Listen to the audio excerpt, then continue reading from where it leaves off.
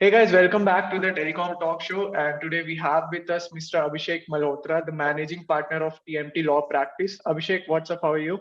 All good, Tanay. Doing well, thank you. Just going through the regular daily motions, yeah. Right. Okay. So, Abhishek, without wasting any more of your time, I would just go straight into the questions. So, a lot has been happening in the industry in regards to 5G, and there are a lot of people, there's a lot of confusion, right, with the 5G deployment when it comes to the aviation sector, because in the US, there have already been interferences found, and the aviation bodies in the US are worried about that. So, what do you think? What will happen in India with regards to rollout of 5G? Okay, so Tanay, there's a little bit of a technicality that one needs to go into to understand the reason as to why this may not be an issue in India. The band in which the 5G operations are likely to be functioning may differ from country to country. Okay, it's a Okay. frequency band. At the end of the day, telecom is what? It's basically airwaves, utilization of the airwaves for Yeah. transmission of data and voice, right? So it operates within a certain frequency, depending upon the generation of technology that you're using, 2G, 3G, whatever as the case may be.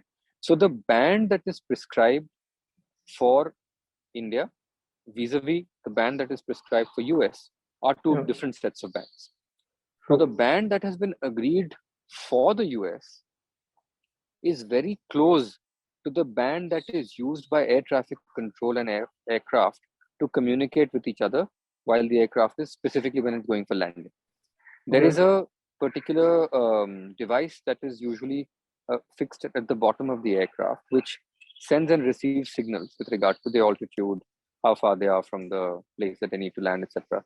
So, because of the fact that it is so close, sometimes you can imagine that there are no physical boundaries between one airwave and one frequency and the other. Right. It's you can move from one frequency to the other without such boundaries that are anticipated. So accordingly, the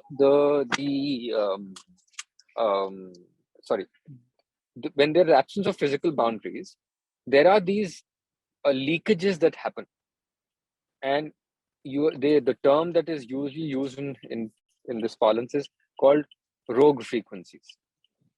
So you will have rogue frequencies slipping off from the mainline 5G frequencies into those frequencies that are available for the radio altimeter, which is used in the aircraft. Okay. That's the reason why there is that interference that is being caused at the in the US airports. Now, Okay. of course, it requires some sort of a technology upgradation in the event that they want to completely do away with it, etc. And they're already working on it. The issues, I believe, are more with the Boeing aircrafts, Yeah. the wide-bodied ones, than Airbus. But then there is a greater use of Boeing aircrafts in US. Hmm. That's why there's a greater amount of concern there. Hmm. And the Boeing aircrafts going from other countries outside of US into US, that's why the concern was raised, and therefore, certain flights were cancelled and or postponed. So that's the background. So I don't think that this will be a concern as far as India is concerned. Okay.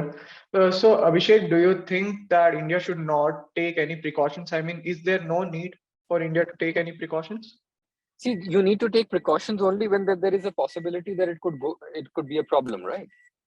So when we've identified that the frequencies are so sort of dissipated away from, literally just envisage it as like a multi-lane highway, and there are Okay. parallel highways running next to each other. In Right. the US, the highway in question, which is the 5G frequencies, Mm-hmm. are literally next door to the one which is used by the aircraft.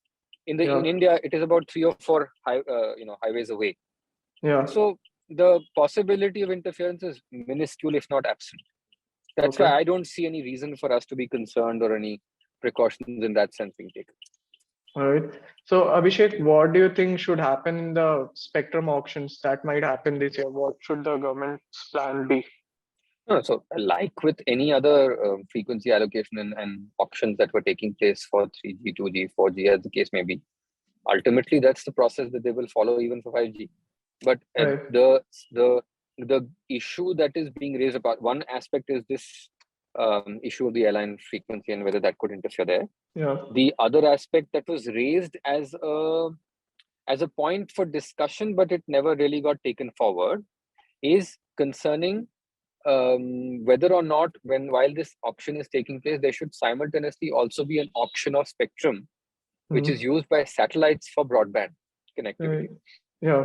So for the moment, that has been done. That was a contentious issue to the point of dispute between, I think, Airtel and Jio. Yeah. Airtel saying that there should only be an allocation, Jio saying that there should actually be an auction. So that for the moment has been parked by the TRAI, and they have said that they will not go into that aspect yet. They will look at it at a later point in time. The third aspect was where some broadcasters felt that because of the possibility of taking up that spectrum, the satellites through which DTH operators, etc., are uplinking, downlinking signals could also be interfered with. I think that also has been resolved, and assurances in that sense have been given that it's unlikely to interfere. Now only, of course, only time will tell what frequencies are actually auctioned, how many people do actually get what frequencies, how they are operating, whether there is an interference. So I think that's all post allocation.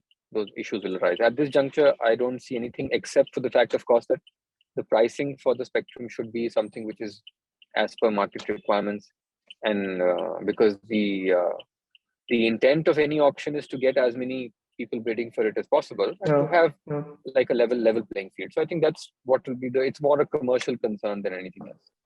Okay.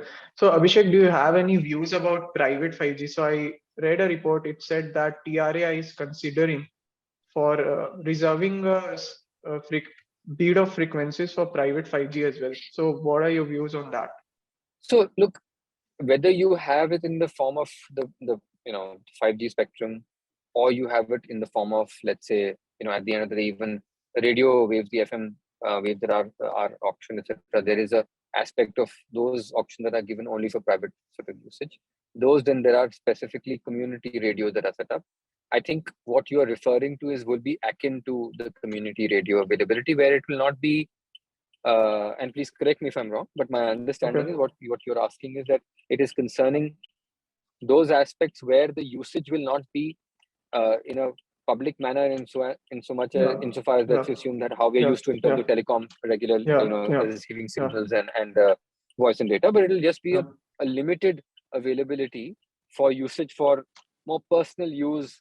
There is going to be lesser of let's say utilization of space, and it will be a limited use. Is that what your question is? I was actually talking about private 5G in terms of MNCs privatizing their factories, building internal networks for communications, and then 5G spectrum would be required by factories for smart manufacturing and more things like that. So I was talking in terms of that, because even these companies want the slice of 5G, right? So they can either purchase it through the telcos or please go ahead. So one, of course, with the advent of technology and the utilization of the frequencies being extended to just beyond just voice and data, and going into automation and AI and the making of smart homes, smart factories, smart offices, smart cities, as the case may be, there is bound to be a now point is that there are 3 telcos that are left in the market, right? Who are likely to even bid for the 5G spectrum, and then of course that too is going to be subjected to pricing, what is the level of competition, etc. So in that scenario, the government of course intends to make as much usage as it can with regard to the availability of spectrum, and therefore if it is deploying it for these particular purposes, it's only a welcome step. Okay, so Abhishek, that will be all from my side. Thank you for giving us your time. I hope a lot of listeners to this video would find it very useful. So thank you for joining us today. Hope you have a good day.